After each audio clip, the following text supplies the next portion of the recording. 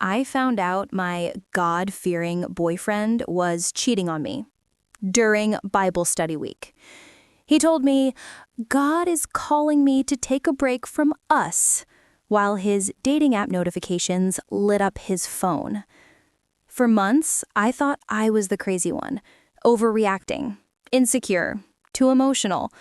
Then one screenshot landed in my inbox, and his entire holy image shattered in a single swipe. I didn't just lose a boyfriend. I lost my church, my community, and the version of myself that trusted every word he said. This is how I went from begging him to stay to sitting across from the other woman planning how to end his lies, and how the last twist proved they knew about him long before I did. The night everything finally made sense, I was parked outside the church we used to call our home. The building glowed under the streetlights, cross lit up like a movie prop. Worship music leaked faintly from the side door someone hadn't closed all the way. Cars were lined up in the lot, people walking in with Bibles, coffee cups, church smiles. And I sat alone in my old silver Honda, fingers locked around the steering wheel, watching the place where I thought my life was going to start, knowing I could never walk back in the same way again. My name is Emily. I'm 26, blonde, Midwest raised, living in a mid-sized American city where every other block has either a Starbucks or church. For 3 years, I believed I had found my person. His name is Daniel. If you saw his Instagram, you'd think he was the blueprint Christian boyfriend. Worship leader, Bible verses in his captions, clips of him strumming acoustic guitar under warm fairy lights, sharing his walk with God every Sunday. When we started dating, he told me, I've been praying for a woman like you for years. I want to do this right. No games, honoring God, honoring you. I remember how my heart fluttered when he said it. No one had ever put God and honoring you in the same sentence with my name before. Back then, I thought words like that meant something. Back then, I still took people at their word. We met at a young adults group on a Thursday night. It was cliché in the cutest way. Me walking in late, hair still damp from the shower, clutching my notebook. Him already on stage, eyes closed, singing about surrender. Our first real conversation was over lukewarm coffee and styrofoam cups. He asked about my story like he actually wanted to know, not just waiting for his turn to speak. I remember the way he leaned in when I mentioned my past relationships and how messy they were. How one guy ghosted me, another cheated, another lied through therapy. He said, I'm not like that. That's not how a man of God treats a woman. I believed him. If you've ever been starved of honesty, you know how easy it is to swallow promises whole. We started dating officially within a month. He took me on walks by the lake. He prayed with me when I got anxious. He asked before he held my hand. My friends joked that I had found the one. My mom loved him, my pastor loved him, my Instagram loved him. But there were small things, even early on, that felt like a tiny stone in my shoe. Nothing big enough to make me stop walking, just enough to notice. Like the way he needed everyone to know when he was doing the right thing. If he fasted, it made it into a story. If he gave money to someone, it made it into a sermon illustration. If he set a boundary, it became content. He didn't just live his faith, he performed it. Back then, I didn't have language for that. I just called it passion. I didn't know I was falling in love with a performance. The cracks didn't start big. They almost never do. They started in April. We'd been together about 2.5 years at that point. We had that comfortable rhythm couples get. Sunday church, Tuesday small group, Friday movie night, random Target runs, and late night Taco Bell when we were too tired to cook. We had talked about marriage, like actually talked about it. Timelines, budgets, kids. He'd send me ring photos, as a joke, then spend a little too long asking which style I liked. I'd go to bed scrolling Pinterest, saving wedding dresses and bridal bouquets I pretended not to care about. So when April rolled around, I wasn't expecting a season of distance. I was expecting step forward. Instead, he started pulling back. It was subtle. A double text I'd normally get, now it was left on read. Our goodnight phone calls got shorter. Hey, sorry, I'm exhausted. Talk tomorrow? At first, I told myself it was stress. He'd just been invited to lead worship more often. The church was talking about launching a second campus. He was meeting with the pastors for vision. I just have a lot going on right now, he said one night as we sat in his car outside my apartment. The dashboard lights painted half his face in that soft green. I get it, I said. I'm not asking for more. I just don't want to lose what we have. He reached over, took my hand. Em, listen to me. You are my person. I told you from the beginning, I want to do this the right way. God just has me in a season of stretching, but that doesn't change how I feel about you. Those words, again, do this the right way. I swallowed my unease and believed him. Then came the password. He'd always had a passcode on his phone, but it was our running joke that I knew it better than he did. I'd hand it to him unlocked, he'd scroll through memes with me, open his camera roll to show me random dog photos he took, let me change the playlist while he drove. We were never that couple that snooped because, well, there was nothing to snoop for. Until one night in late April. We were sitting on his couch, Netflix low in the background, my feet tucked under his blanket. His phone buzzed between us. He picked it up so fast the blanket shifted, turned the screen away from me. I laughed. Relax, secret agent. He forced a smile. Sorry, it's just church stuff. I noticed then the lock screen looked different. The little Face ID animation flashed, failed, and then he typed something in. Not the code I knew. You changed your password? I asked casually. He shrugged. Yeah, just for security. We've got some new people on the worship team. I keep leaving my phone around. It made sense, sort of, but that tiny stone in my shoe dug a little deeper. Over the next few weeks, new patterns emerged. He was busy with meetings, busy with planning, busy with a new discipleship group he was mentoring. I'd ask, you want to grab dinner Friday? He'd say, can we rain check? I'm meeting someone one-on-one. Someone. Never a name. I told myself it was pastoral care. He was that guy, the one everyone texted when their life was in flames. Still, every time his phone buzzed, he'd flip it face down. I started replaying our conversations in my head, little things he'd said. How he emphasized guarding his heart. How he talked so much about waiting on God's timing. One night I teased, you talk about purity more than my grandma. He chuckled, then got real serious. Em, you know why, right? I want us to cross that line once on our wedding night. That's what God's called me to. That's what I promised him. Back then, it made me feel chosen. Now it just feels ironic. The first real crack came from a screenshot. Not one I took, one someone sent me. It was a random Wednesday afternoon. I was at work, eating cold leftovers at my desk, scrolling my phone between emails. A friend from another church texted me. Hey, is this your Daniel? Attached. A screenshot from a dating app. His photo. His smile. Same worship guitar. Different bio. Just a guy who loves Jesus coffee and deep conversations, looking for my Proverbs 31 girl. I stared at the screen, heart pounding in my ears. It had to be fake. A catfish. An old profile he forgot to delete. I felt my fingers start typing on autopilot. Me. Yes, that's him. Where did you see this? She sent a second screenshot, the app's name in the corner. His location. His little active now green dot. Time slowed. I tried to rationalize it. Maybe he re-downloaded it to witness to people. He'd talked before about mission fields.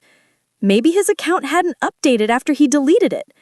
I clung to any explanation that didn't involve him betraying me. I heard my own voice in my head. He's not like my exes. He's different. He loves God. I told my friend, I'm sure there's an explanation. I'll ask him. My hands were shaking so hard, I almost dropped my phone.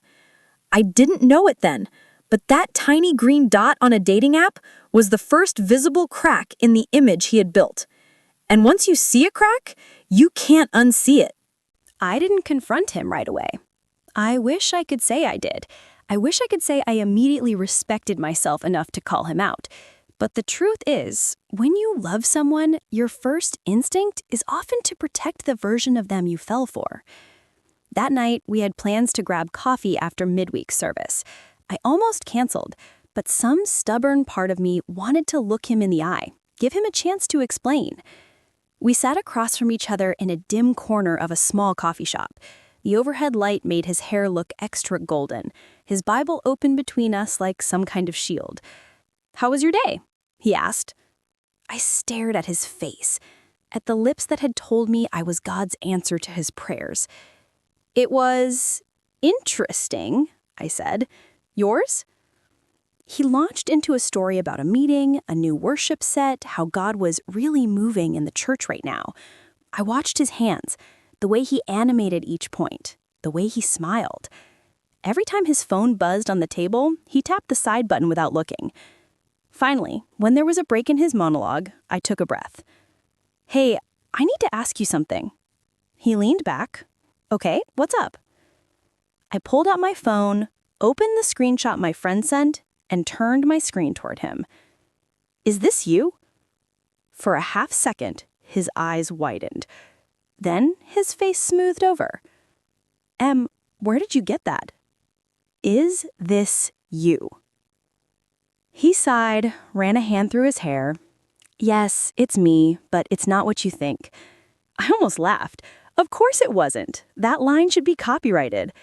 "What exactly is it then?" I asked, fighting to keep my voice steady. He leaned forward, lowering his voice. "I had a profile before we started dating, okay?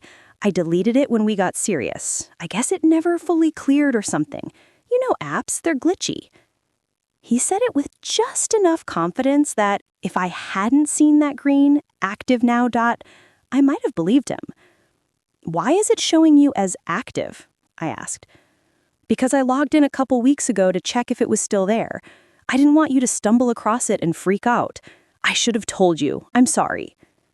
It sounded rehearsed. Too neat. Too ready. I wanted to say, "You're lying." Instead, I asked, "Are you talking to anyone on it?" "No," he said immediately. "Absolutely not. I wouldn't do that to you." His eyes were steady. His voice was soft. He reached across the table and took my hand. I love you. I'm with you. If this bothers you, I'll email support. I'll get them to nuke my account. Whatever it takes to make you feel safe. You matter more than some stupid app." The words were perfect. They landed exactly where they were supposed to, right on my fear, my history, my wounds. I nodded, tears prickling. "Okay, I believe you." I wanted to believe him so badly, I overrode the part of me that already knew. He changed the topic. He kissed my forehead in the parking lot. He texted me a good night, "I love you" a few hours later. And yet, that screenshot lived rent-free in my mind. 2 weeks later, I got my second sign. I was at his place on a Saturday afternoon, sitting on the floor while he worked at his desk. His laptop was open, music playing low from his Spotify. He got up to shower before we went out. "Can you cue another playlist? Just don't close the tabs, I've got some notes up." He trusted me with his laptop. That had to mean something. But when the water started running and the door clicked shut, curiosity wrestled with intuition. I should leave it alone. I should respect his privacy. Then a notification popped up in the corner of the screen. "Hinge, new message from Grace." My breath left my body. I don't remember consciously moving. One second, I was staring at the notification. The next, my fingers were on the trackpad, clicking it open. His Hinge profile filled the screen. New photos, new bio, new looking for. Not the dusty, forgotten profile of a man in a committed relationship. I saw message threads, several, but one was pinned at the top. Grace. I clicked it. I wish I hadn't. I'm glad I did. Both can be true. The messages ran back weeks, maybe months. Her, I love how serious you are about your faith. It's hard to find guys who actually mean it. Him, same with you. I've been praying for a woman like you. He had copied and pasted our origin story. Her, so are you single or like complicated? Him, it's complicated, but God's been showing me my last relationship isn't his best for me. My last relationship, that was me. Complicated. He typed things like, I want to pursue you intentionally. I want to do this the right way. This same script, different audience. Then the part that hollowed me out. Her, have you told her yet? Him, I'm planning to. I just need the right time. She's really fragile emotionally. She's really fragile emotionally? That's how he justified betraying me. I clicked deeper, scrolling up, hands shaking. Screenshots of sunsets he'd sent me, also sent to her. Little voice notes with the same jokes. Photos of his Bible open, same verse, different caption. The most recent message was from that morning. Her, so have you had the conversation yet? Him, soon, I promise. I just want to handle it in a way that honors God. I heard the shower shut off. My heart kicked into high gear. I snapped the laptop shut, slid it back to its original angle, grabbed my phone, and pretended to scroll Instagram. He walked out a minute later, damp hair, t-shirt clinging to his chest. Ready? He asked, smiling. Ready. No, I wasn't ready for any of this, but I made a decision in that moment. I wanted to hear him say it himself. July came hotter than usual that year. The kind of heat that clings to your skin and makes every breath feel heavier than it should. Our relationship, ironically, had gone cold. We'd gone from talking every day to talking every few days. His excuses got vaguer. Busy with church stuff, just a lot going on. Can we talk later? Later never came. I replayed the messages with Grace in my head 1,000 times. The way his words to her and to me overlapped like a plagiarized essay. Still, I didn't confront him. Not directly. I kept waiting for him to choose the truth on his own. Some stubborn, hopeful part of me held on to the idea that maybe, just maybe, his conscience would kick in. It didn't. On a Friday afternoon in July, he texted, Daniel, hey, can we talk tonight, in person? Every nervous system in my body lit up. Me, sure. Come over? Daniel, yeah. 7? I stared at my phone for so long, the screen dimmed. People always say, I knew something was wrong. They're not being dramatic. You do know. I spent an hour cleaning my apartment like that would change anything. Dishes, counters, throw pillows, anything to keep my hands busy while dread settled into my chest. At 7:10, there was a knock on my door. He stood there in a plain gray t-shirt and jeans. No Bible, no laptop, just his keys in his hand, jingling with that anxious rhythm he gets. Hey, I said, stepping aside. Hey, he echoed, eyes flicking around my place like he was trying not to look directly at me. We sat on opposite sides of the couch, a gulf of fabric and secrets between us. He took a deep breath. Emily, I've been praying a lot about this. Of course he had. I feel like God is asking me to step back from our relationship for a while. I think We need a break. The word hit me like a slap. A break? I repeated. Yeah, just some time apart to figure things out, to hear God clearly. I don't want to hurt you if I'm not totally sure this is what he wants long term. My mind flashed back to Grace's message. Have you had the conversation yet? This was his honoring God way of breaking up with me to date someone else. Is this a break or a breakup? I asked, my voice barely above a whisper. He hesitated. A break. I'm not saying never. I need clarity. My chest ached so badly I had to remind myself to breathe. Did God tell you this before or after you downloaded Hinge? Silence. The air shifted. He stared at me, eyes narrowing slightly. What? You heard me, I said, anger finally pushing through the grief. Did God tell you to take a break before or after you started messaging Grace? His face drained of color. Have you been going through my stuff? I didn't have to go through anything. I snapped. Your laptop notified me. Hinge. New message from Grace. I saw your profile. I saw your messages. I saw you telling her our relationship is complicated and that God is leading you out of it. He stood up, running both hands over his face. Emily, you're overreacting. My jaw dropped. I'm what? He paced my small living room, the floor creaking under his steps.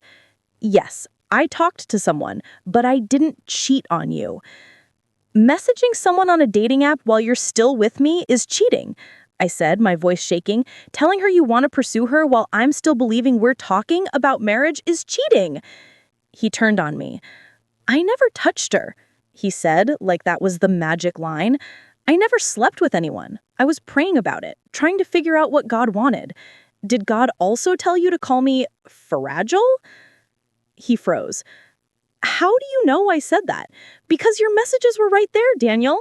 I voice broke on his name. I saw you tell her you just had to handle me gently because I'm really emotional, like I'm some kind of charity case you're trying not to break. He opened his mouth, closed it, opened it again. Okay, he said finally, voice low. Yes, I messed up. I shouldn't have gone back on the app while we were still together. I shouldn't have said those things. But I was confused. I felt like our relationship was stagnant, like we weren't aligned anymore. I didn't know how to talk to you without you falling apart. There it was, the twist of the knife. Not only had he betrayed me, he'd made it my fault in the process. Do you hear yourself? I whispered.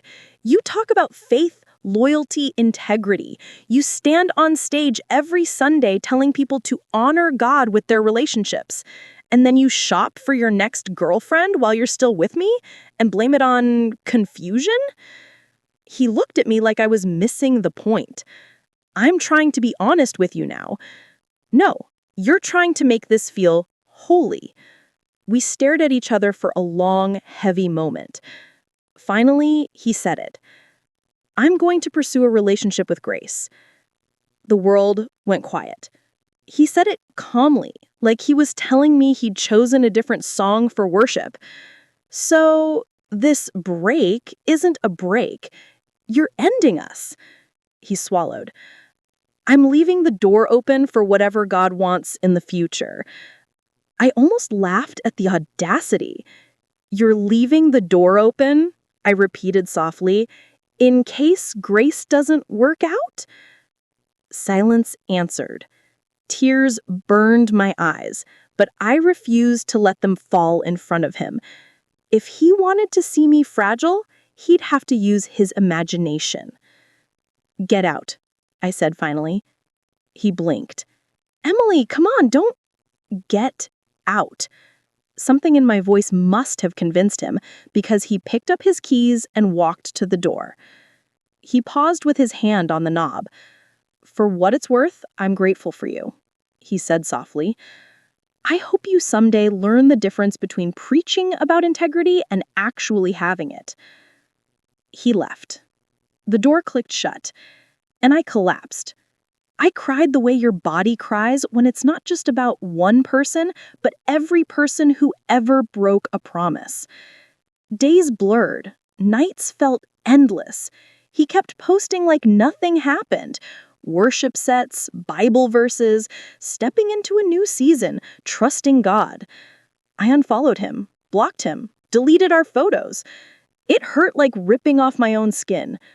But the worst cut was yet to come. A few weeks later, a friend texted me a photo from a different church's young adult event. Daniel, microphone in hand, arm around a new girl. Caption, so blessed to be doing life with this one. God writes the best stories. Her name tagged at Grace in Progress. Grace, of course. Their official soft launch. My stomach lurched. Underneath, people commented, "Power couple. Y'all give me hope. God is so good." No one knew that to start God's best story, he'd quietly burned mine. I wish I could say that I immediately stepped into healing and wisdom and living well is the best revenge. But that's not what happened. First, there was rage. Messy, ugly, chest-tightening rage. Not just at him, at myself, at God. At every person who told me, just trust what he says. He loves the Lord. He'd never. For a while, my revenge fantasy was loud and obvious. I imagined crashing a service, grabbing the mic mid-chorus, reading his messages to Grace out loud while the band kept playing in the background. I imagined commenting under every one of his posts. Tell them how you cheated, though. I imagined DMing every girl who followed him. Block him. He's a liar. But I didn't do any of that. Partly because I didn't want to become someone I didn't recognize. Partly because I was still trying to convince myself I had misread everything. The shift came one Sunday when I tried to go back to church. Not our church, a different one across town. I slipped in late, sat in the back, hid behind a pillar. The worship leader, a totally different guy with a totally different haircut, started singing a song I'd heard Daniel sing 100 times before. Except this time, the lyrics hit differently. Let my life be the proof of your love. I looked around, hands raised, eyes closed, people swaying, singing, believing. And all I could think was, what if that girl on stage has no idea her boyfriend is on a dating app? What if that guy on the third row is talking to 3 different girls right now and telling each of them God brought them together? It hit me. Daniel wasn't just a bad boyfriend. He was unsafe. Not just for me, for anyone who believed his words at face value. That's when my idea of revenge shifted. It stopped being about hurting him and started being about protecting others from him. Revenge became letting the truth be known. Quietly, clearly.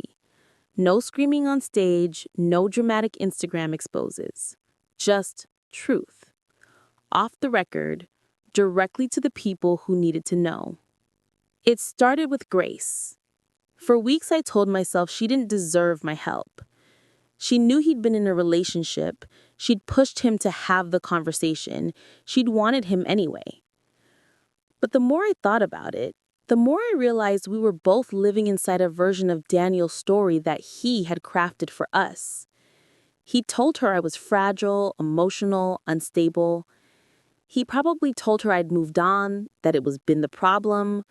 We were both actors reading lines from the script he'd written. So I damned her. My hands were sweating so much I had to wipe them on my leggings between sentences. Me. Hey Grace, this is Emily. I think you know who I am. I'm not reaching out to fight or blame you. I just think there are some things you deserve to know about the timeline of everything. If you're willing to talk, I'd like to meet once. If not, I'll never message you again. I hit send and immediately wanted to throw my phone out the window. She saw it within minutes. Those 3 jumping dots felt like they were syncs to my heartbeat. Grace.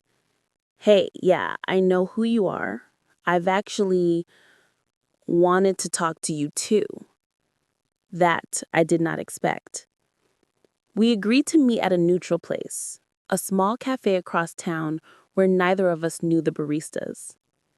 A week later, I walked in and saw her at a corner table. She was pretty, of course. Dark hair, soft eyes, a nervous smile playing at her lips. "Hi," I said.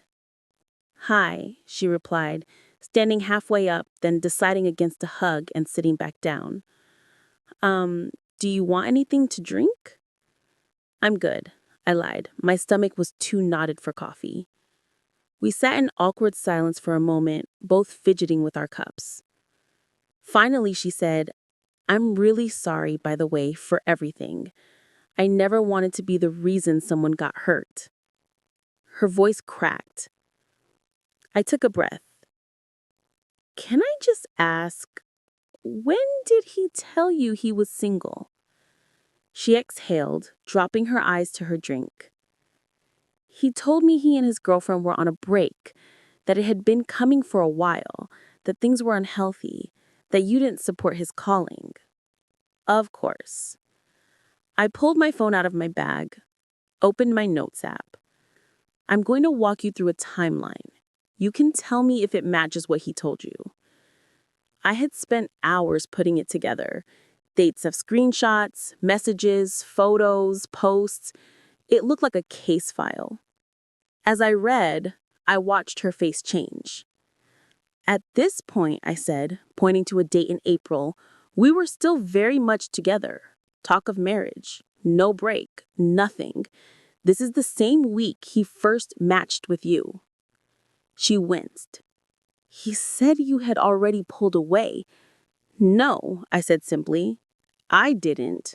Not until I found out about this." I showed her the Hinge messages I'd seen on his laptop. Our breakup date, her first soft launch photo with him. By the time I finished, tears were sliding down her cheeks. "I asked him over and over if there was overlap," she whispered. "He swore there wasn't. He said you were dramatic, that you might spin things to make him look bad." I almost laughed. Of course he did. She wiped her face. "I'm so sorry, Emily. I feel sick. I thought I was stepping into something holy, like God orchestrated. I didn't think I was helping him cheat." I exhaled slowly. "I'm not here to make you feel worse. I spent months thinking I was crazy, questioning my own discernment. I don't want you to go through that too." We sat in silence for a long moment. Then she said something that changed everything. "Can I show you something?" She unlocked her phone, scrolled, and turned the screen towards me. It was their messages. At first, it was exactly what I'd already read on his laptop. The flirting, the "I'm praying for you," the "I want to do this right." But then the dates started overlapping again. This time after he'd already soft-launched her. Him. "Things with Grace are complicated. She's really emotional. I think God might be releasing me from this." To a different girl. Another dating app match. "Wait, who is this?" I said. "A girl from my old small group," Grace said quietly. "She sent me these last week. Said she'd been talking to him on and off since June. He told her the same things, that he was confused, that his girlfriend was fragile. He just switched the names." My blood ran cold. This wasn't just a one-off mistake. This was a pattern, and it went deeper than I thought. "What did you do?" I asked. She shrugged helplessly. "I confronted him. He cried, said he was under spiritual attack, said the enemy was trying to take him out before his ministry really took off." Of course he did, I muttered. She broke up with him, but he's still leading worship, still posting like everything is fine. And the pastors, they know some of it. I told them. They said they'd walk with him through it. But he's still on stage, still mentoring girls in the worship team. That was the moment my revenge snapped into focus. He wasn't going to stop. Nothing was going to change as long as the people in power could shrug and say, well, he's repentant, and besides, he's so gifted. I looked at Grace. Would you be willing to tell the truth with me? Her eyes widened. What do you mean? I mean, I said slowly, what if it wasn't just your word against his or mine against his? What if we put our timelines together, our screenshots, everything, and we sent it to the people who actually have the power to remove him from leadership? She hesitated. Wouldn't that be vindictive? It would be honest. I'm not interested in ruining his life. I want him away from positions where he can continue to use God's name as a cover for hurting women. She sat back, thinking. I'm scared, she admitted, of the backlash, of people accusing us of gossip or slander. People already think I'm crazy, I said. At least this way, I'll be crazy with receipts. She snorted despite herself. Okay, she whispered. Let's do it. And just like that, the revenge plan shifted from fantasy to strategy. We spent the next week building a document. Dates, screenshots, messages. We removed anything that felt petty.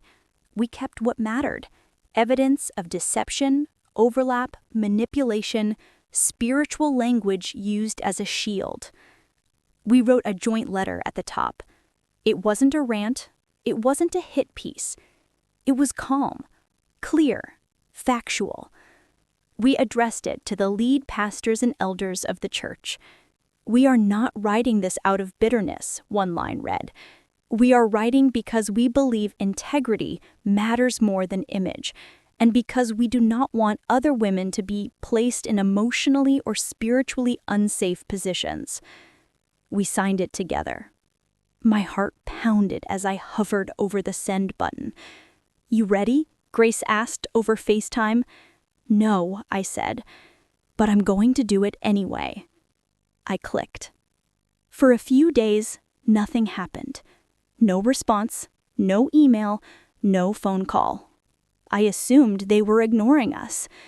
Then, on a quiet Thursday afternoon, my phone rang with an unknown number. Hello? Hi, is this Emily? A calm male voice asked. Yes. This is Pastor Mark. My stomach clenched. Hi, I said carefully. First, I want to thank you for reaching out. I've also spoken to Grace. We've read your letter and the documentation. And? I asked. And we would like to invite you both to meet with us, if you're willing. There are some things we need to share with you as well. Something we need to share with you. That phrase bounced around my skull as I sat in their office a few days later. The room was exactly how I remembered it from pre-betrayal days. Soft lighting, a plant in the corner, shelves of theology books behind the desk. Fake peace. Pastor Mark and another elder, Steve, sat across from us. Grace and I exchanged a quick glance. First, Mark said, we want to say we believe you. We've reviewed the messages and timelines you provided, and we have confronted Daniel about them. And? I pressed. He admitted to the majority of it, Steve replied, fingers laced. He has acknowledged that he has been unwise and deceptive in his relationships. Unwise, I repeated flatly. Mark cleared his throat. We have removed him from worship leading for the foreseeable future. He will be stepping back from mentoring roles. We're requiring counseling and accountability before we consider restoring him in any capacity. A small part of me exhaled. Finally, some consequences. But then came the twist. "There's something else you should know," Mark said, softer. "You are not the first women to come to us with concerns about Daniel." The room tilted. My mind scrambled. "What?" I asked. He sighed. "About a year ago, another woman from a different church came forward with a similar story. Emotional involvement while he was still in a relationship, spiritual language used to justify his actions. We confronted him then as well. He expressed remorse and we believed he was repentant. We gave him guidelines, asked him to step back for a season, then we slowly reintroduced him to leadership." My vision blurred. "You knew?" I whispered. "We thought we were walking with him through restoration," Steve said. "We didn't want to throw him away over relational sin. We believed grace meant giving him another chance." "But you didn't warn us," I said, my voice trembling. "You didn't tell anyone that the guy leading worship and mentoring young women had a history of this." "Confidentiality is complicated," Mark said gently. "We have to balance protecting people with not publicly shaming those who are struggling." I laughed, a sharp, humorless sound. "So you protected him and left us exposed." They looked uncomfortable.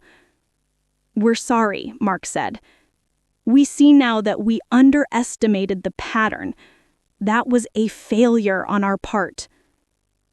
The pattern.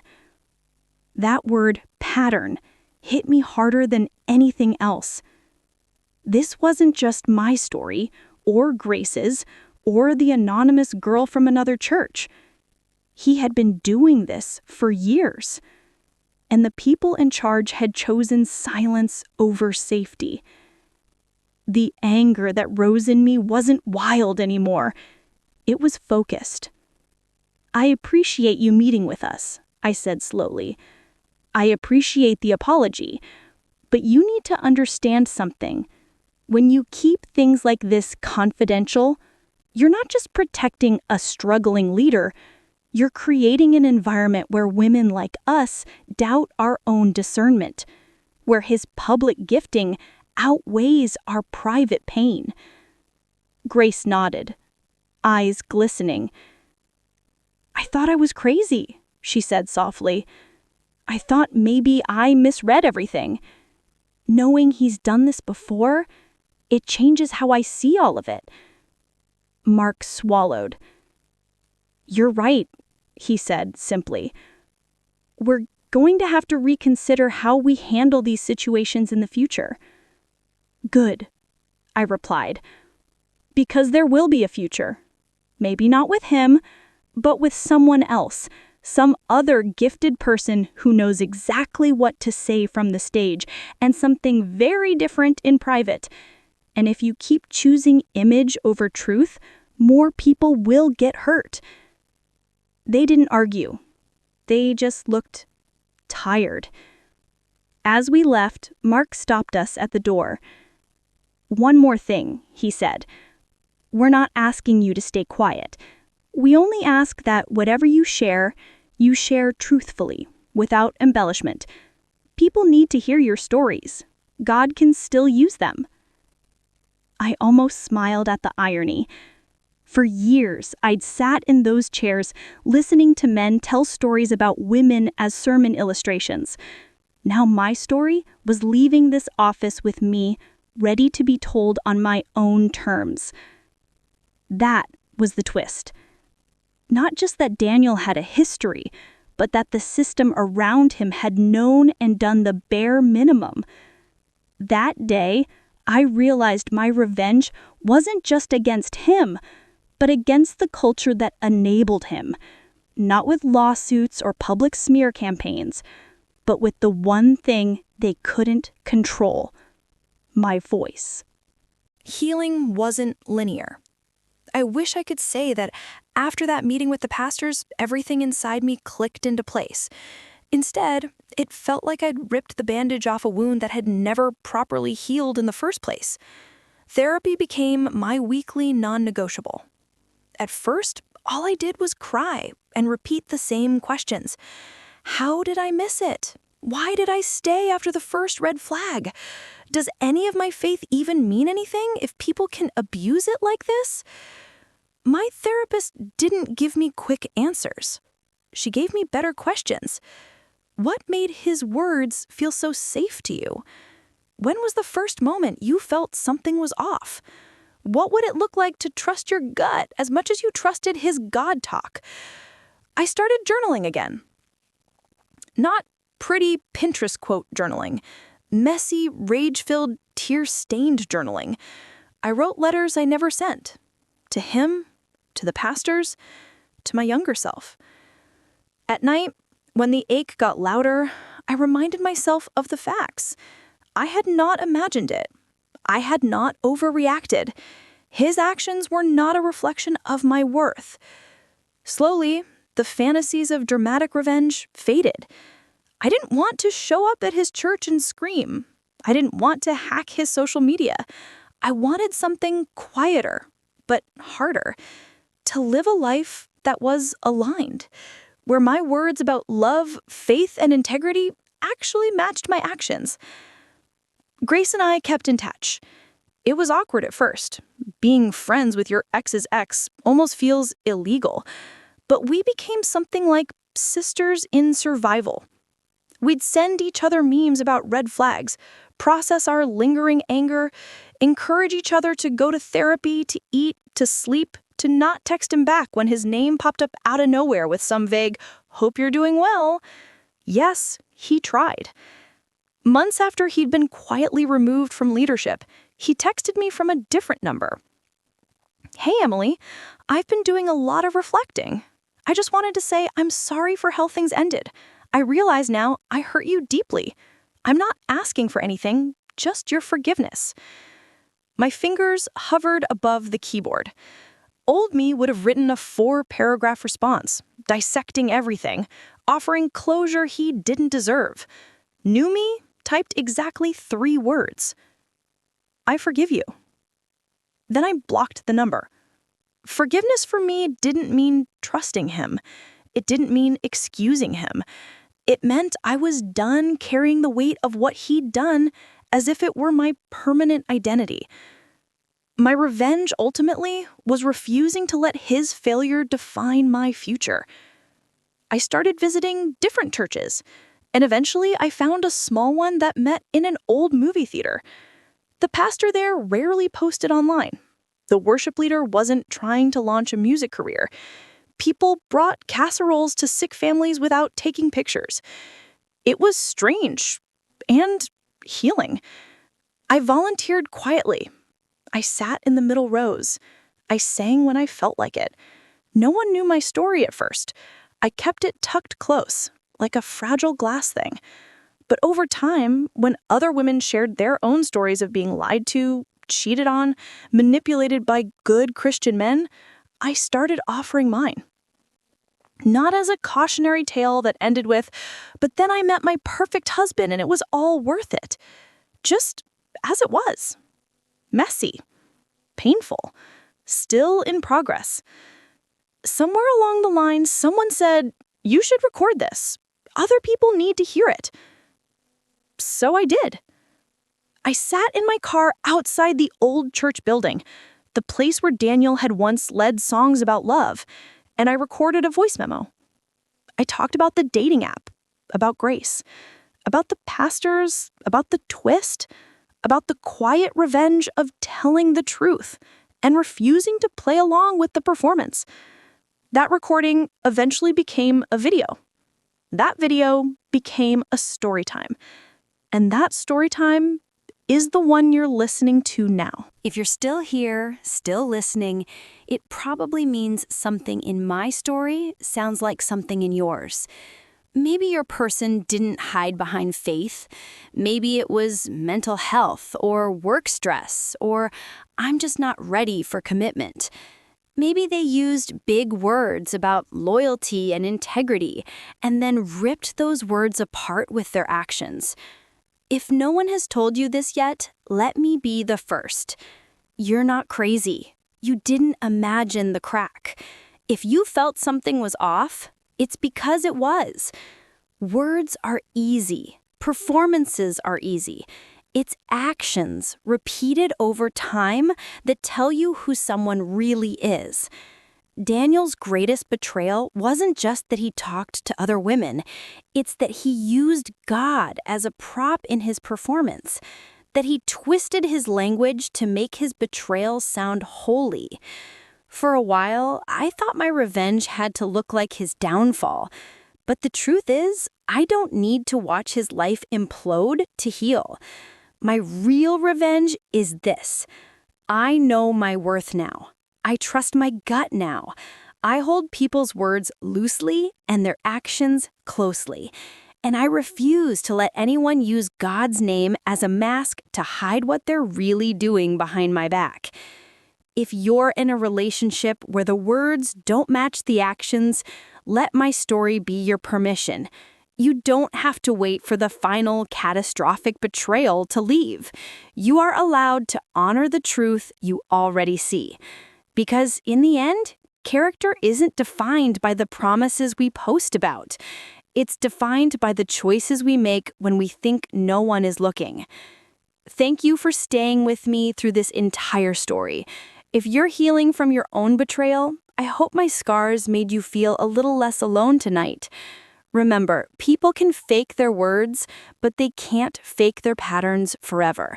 If you want more stories like this, there's another one waiting for you on my channel about the girl who found out her fiancé had a whole secret life.